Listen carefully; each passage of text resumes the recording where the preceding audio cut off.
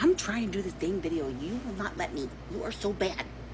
So I'm trying to give you guys an update on this child's mother. He's so bad. You're gonna have to find a new home. I also figured I'd answer this question here. But first off, update on Frenchie. French fry. I think actually today is probably her best day since this all started. That's my opinion. This one here would agree. This is literally what I do all day. I just sit in here with him because he's so bored and he just, you know, I need to, does anybody want to come volunteer and just sit with him? Because I have things I have to do. And I just beat up on my mom all day. Don't you turn your butt to me. Don't you be bad. No.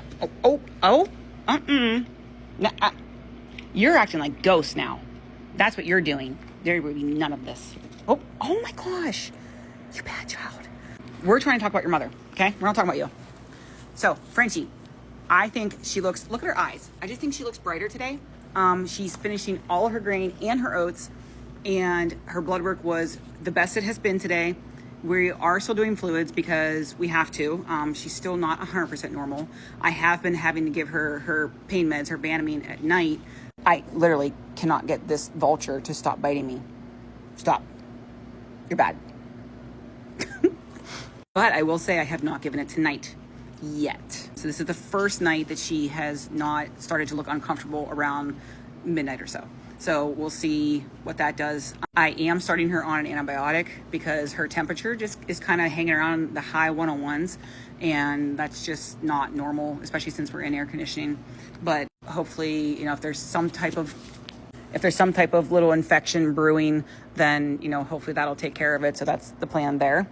But then to answer this question here, how long have I been a veterinarian? So I graduated vet school from Purdue University in Indiana in 2007. So I have been a vet for over 18 years. I'll be honest, I don't really know how that happened because I feel like it was just yesterday that I was graduating and living in Indiana, and then next thing I know, here I am.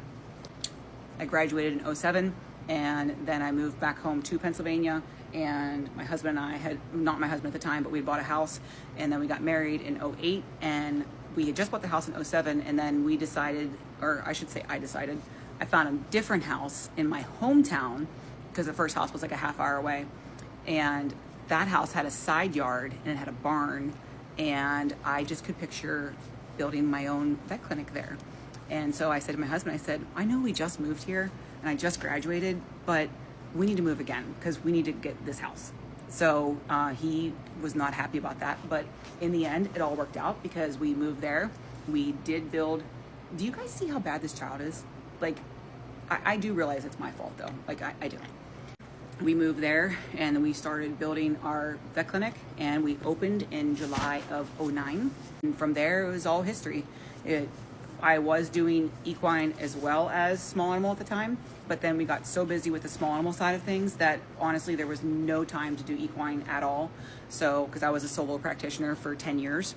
And so then we ended up selling the farm truck, and then I stopped doing other people's horses at that time, and then just continued on with the small animal side of things. And honestly, it was the best 15 years of my life. A lot of hard work and long weeks. And I mean, we built it from ground up and started it, and we were honestly busy from the day that we opened. And you know, it's, oh my gosh, it's something that I am very proud of, and you know, will always be one of my greatest accomplishments throughout my life probably. But in an effort to not make this video 20 minutes long, we have 2 other veterinarians back home that work for us, and they are amazing. And our staff back home is, because we're in Texas. Sorry, I should clarify that we're in Texas and that clinic is back in Pennsylvania. Our staff back there is absolutely incredible, and they do a fantastic job running the day-to-day operations. And my husband is the practice manager. He became the practice manager as soon as we opened, and he runs it remotely from here. And then I'm basically there to consult or whatever is needed. But obviously I am oftentimes tied up with these things here because this is my choice, I guess. Yeah, so I've been a vet for 18 years, and I honestly, even though sometimes I hate it because it's very, very, very stressful, and that's without babies attacking you, I can't see myself doing anything else, to be honest. And how would I take care of all these little gremlins and stuff if I couldn't do it myself? Because that would be ridiculous. So yeah, so let me know if you have any more questions, and I will update you tomorrow on French Fry and her devil child.